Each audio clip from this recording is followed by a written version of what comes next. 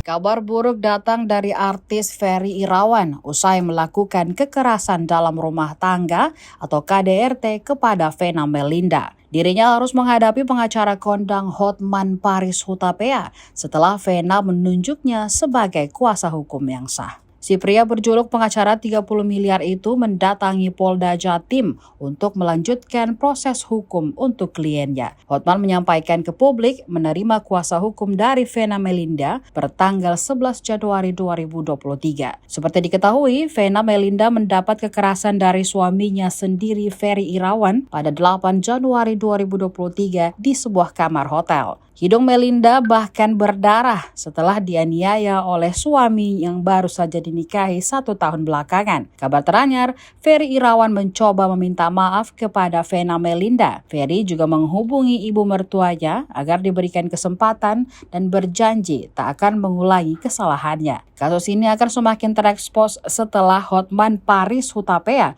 jadi pengacara bagi Vena Melinda.